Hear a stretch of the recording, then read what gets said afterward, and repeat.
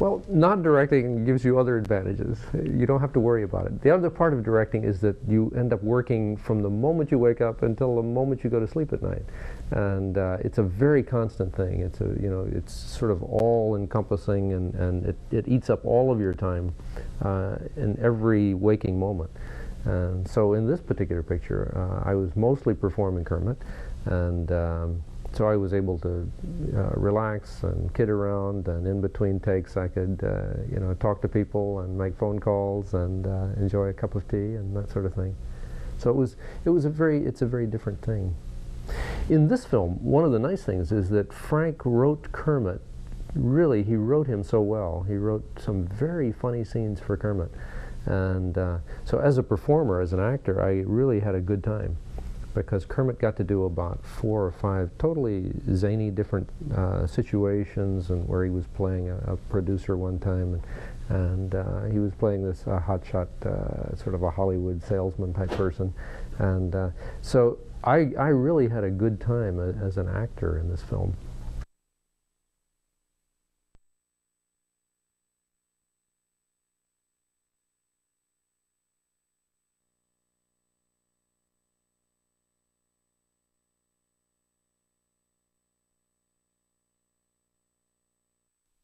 The personality of Kermit is certainly part of mine, or there's a connection there. And at the same time, Kermit is not me, and I'm not him. I mean, it is a different personality there, but there's a definite connection. I don't know. People talk about alter ego, but I'm not really sure what that means even.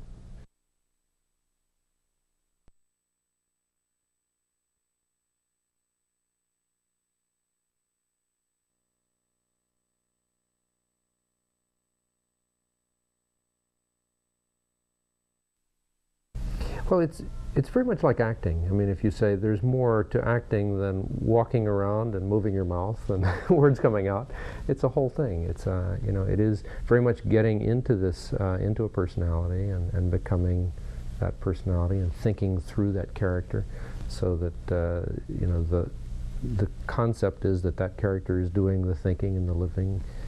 So it's a matter of transferring all of this, and in terms of puppetry, it's a matter of transferring it all to your hand. So you're really acting and doing, hopefully, a very complete performance right through your hand. I always feel the magic of the puppets is really the way they come to life, and the way you can look at this piece of cloth or foam rubber and you make it a real character, and you believe it, and you like it, and you laugh at it. To me, that's real magic. And it doesn't matter if you see how it's done or not. To me, the fact that you can see people operating it, or whatever tricks we use, I don't think of those as secrets. I don't think of it as something that we need to hide from people. Little kids come into the studio when we're operating, and they'll see half of a puppet. They'll see half of a personality. It ends at the waist, and they believe the character completely. It's a total belief thing. That to me is the real magic. I don't think I can explain why these characters, what brings them to life. There's something about why little boys like teddy bears and little girls play with dolls. There's this desire to have this little figure that you enjoy cuddling and relating to and believing is real. And I think something of that has to do with what puppets are, but I'm not sure what.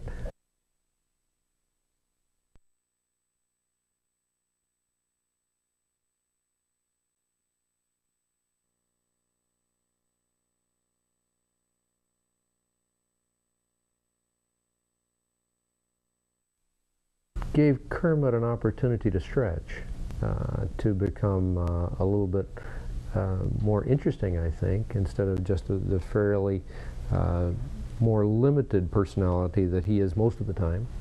And I think that's a lot of the way Frank thinks, which is really nice. It's the way Frank creates his own personalities. Miss Piggy has enormous range and depth, and Frank was applying some of that kind of range to Kermit, it worked out very nicely.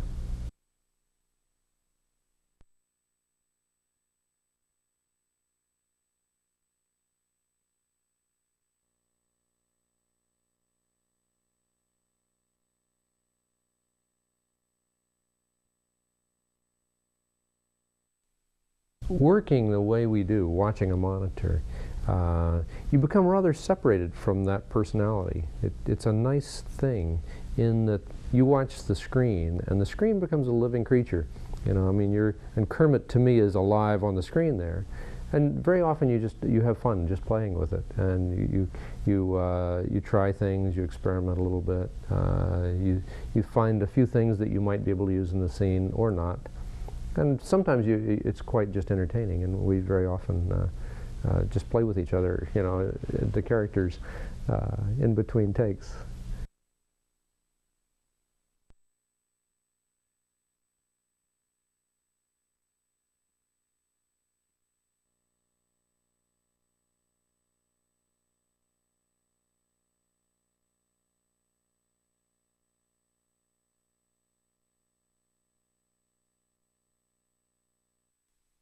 I think in this film we did some things with Kermit that we've never done before, and he became certainly playing these different parts and going through a kind of emotional highs and lows that he did here.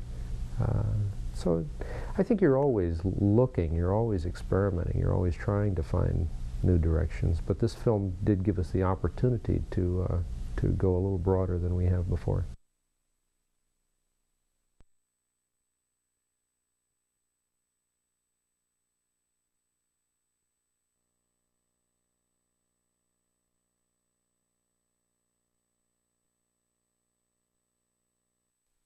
We've never done a film in New York City before, and so just being able to go home in between takes or at the end of the day, and to have people around that and to know your territory was a lot of fun. On the other hand, it was a very warm summer, and the studio got very hot every now and then, and we found it some of the warmest working conditions that we've ever had, I think. When we were working on location, we got just a very nice, happy feeling from the people on the street. You know, people would come up and they're very friendly. It was not at all annoying. I don't think we ever had crowds that bothered us. They were always enjoying the situation, standing around. You know, kids would like to say hello to characters and things like that. So it was always a very warm, supportive kind of feeling that we got from the people around. It's harder because there are not the platforms, there's not the whole television system around us that we work with in a studio. But on the other hand, it's fun. It's a challenge to try to create a reality there. And I always love the look of the characters outdoors. I think they always look a little bit more believable out in sunlight. And you take these characters, which are basically rather cartoon-like, and you put them in the very realistic world of outside that you can tell is outdoors. And to me, then they have an additional reality. In theory, the puppet's head has to be only about 3 or 4 feet or about 3 feet from the ground. So the only way we can do that is by building these very low rolling dollies, and we usually lie down on them with a monitor maybe sitting on our chest or something like that. And when a whole crowd of performers or a whole crowd of puppets have to walk along, then we sort of get all stacked up on these low-rolling dollies, and we're all kind of piled on top of each other, and it's kind of silly and sometimes funny. You live in a world of your own. You're there, and you're actually operating the character that you're doing, and again, you take all of your frame of reference from the television monitor that you're looking at, so you hardly notice anything that's happening on the street or what's happening around you.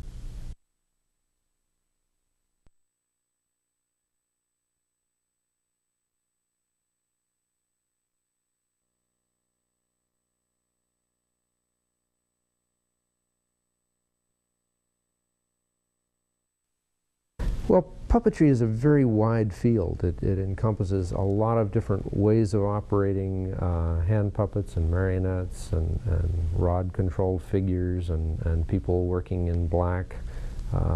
There are many, many different techniques, and I feel that we can use them all. We try to use a lot of them. I believe in using any technique that will work for, if we're doing television, for the shot we're doing or for a film. So I'm not a purist in terms of what puppetry is or what it should or shouldn't be. And we're getting into, right now, we're getting into a lot of more elaborate techniques for, particularly for movie making. You know, I think something like E.T. to me is a puppet. You know, the characters in Star Wars are really blending into puppetry, and all of that stuff is very exciting because it's also the technology is growing all the time. People are able to do more and more. And I think right now it's very exciting because I have the feeling you can do almost anything with these guys.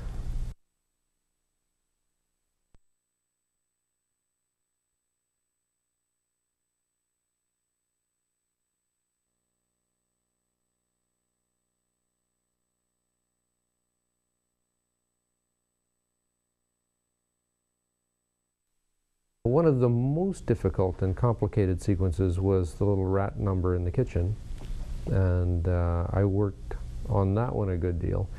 It was complicated in that each little piece that we shot had to be thought out very carefully beforehand. We did it on a fairly elaborate storyboard, and then we made mechanisms and we did marionette controls just to do one particular action. You know, there was a rat skating on the griddle with butter and things like that. And so that was one kind of control, and then when he was spinning on the griddle, that was it was a whole different rig, it's a whole different rat.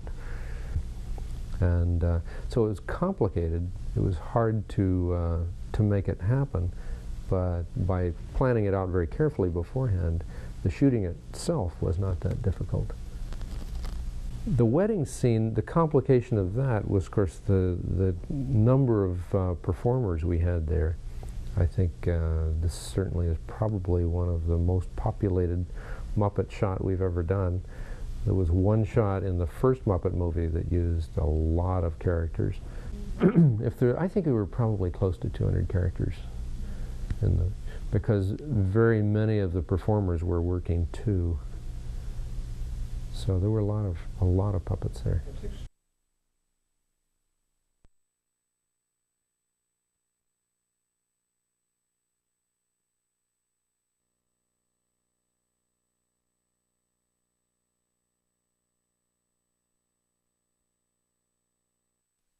Character is alive, and that character takes on a life of its own.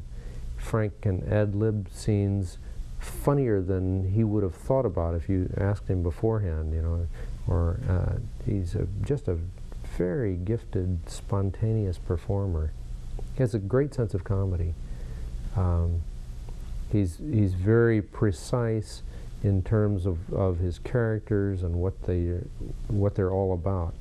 You know, he thinks through the depth of why they are and what they came from and what their background is and what's going through their heads. And all of that, I don't know, creates just, you know, wonderfully real characters. I think, you know, Frank would be good if he was, you know, if these are real people, or he probably is a very good actor himself. And I think a lot of that is just thinking as an actor. Because he thinks as an actor, I think he can relate very well to other actors. And because he's worked so much in television and films, he really knows what he's doing. And I think the film came off very good.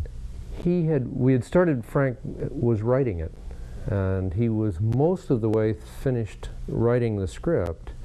And at that time, I was looking at the year ahead, and I thought my own life was going to be very busy, and I thought maybe this is a time to have Frank try directing one of these, and I asked him if he would like to try it. And what was his reaction? Well, I think he went into shock first, and then he said he wanted a couple of days to think about it, and then he came back and he said yes, he would really like to try it. And so I was delighted. I knew he could do it, and I knew he would do a very good job.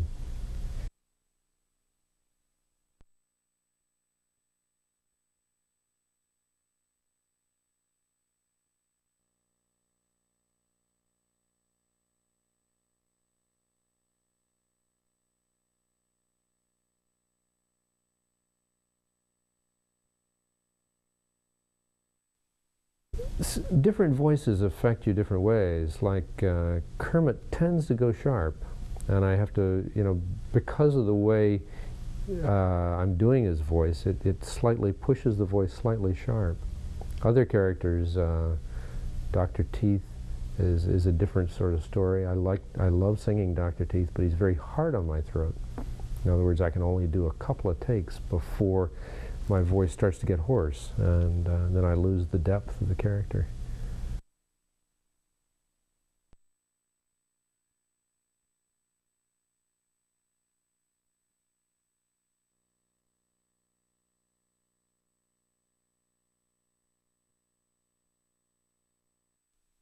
Kermit's voice it's very much my own voice, and I just tighten, I don't know, I think I tighten throat muscles, and Kermit sort of sounds like that. You know, but it's close to my own voice, and sometimes I slide into my own voice by mistake, and Frank then always has to tell me that.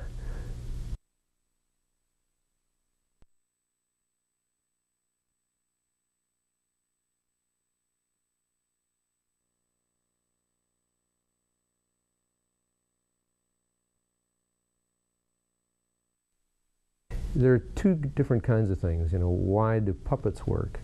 And I mean, what makes puppetry work? And I think there are certain kinds of things that you answer and you say, well, puppets are good because they work sort of on a very simple level. They work on a very stylized, abstract, symbolic level. And that's one reason that puppets work. But why the Muppets work, I think, is mostly due to the fact that this is a whole group of people that do this. You know, a group of very talented people. You know, the talented writers and the builders and the designers and the performers. You know, so it's a whole group of people that, as a group, I think, are incredibly talented.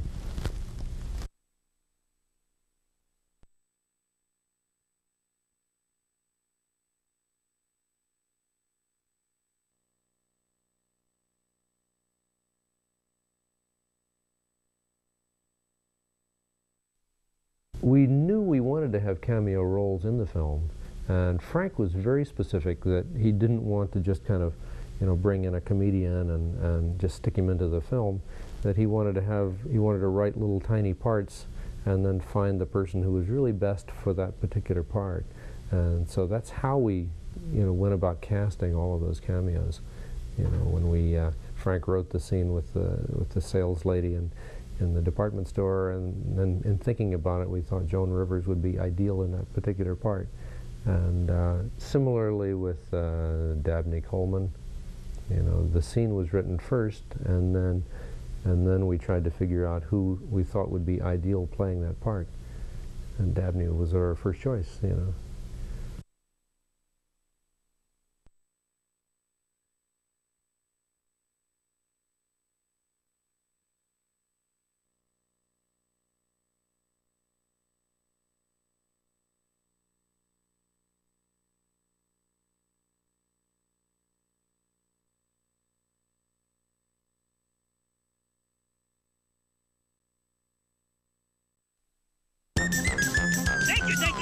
Thank you. What happens when you cross a chicken with a duck? You get a hen that lays down. Ah! Okay, what do you get when you cross a chicken with a kangaroo? Pouched eggs. See the pouch with the... This on. You stink! Thank you. Okay, forget the chicken jokes. They were pretty foul. Get it? Foul?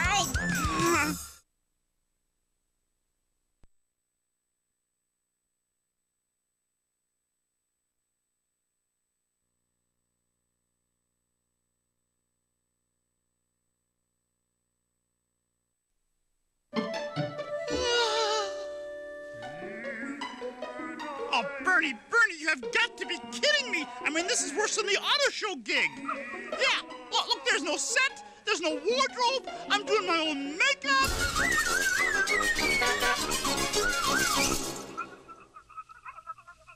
Bernie, who are these clowns anyway? Yes, I know it's cable, Bertie. Don't remind me, but a star of moi stature expects a certain level of professionalism. All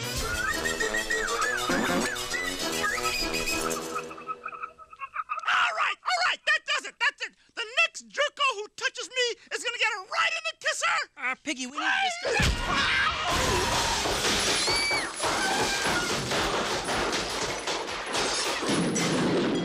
Kermit?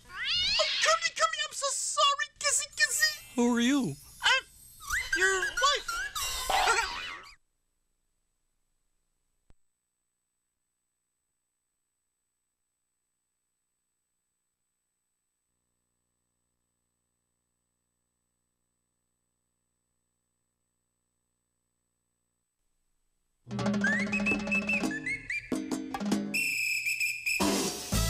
Open here, open! I'm open! Throw the ball over! I am wide open! Jackie, throw it! Throw me the ball! Over here, throw the ball! Over here, please, throw the ball! I am wide open! Jackie, throw it! You call that a pass? What do you mean I can play center? Hey man, I can play center if you learn to pass the ball, okay?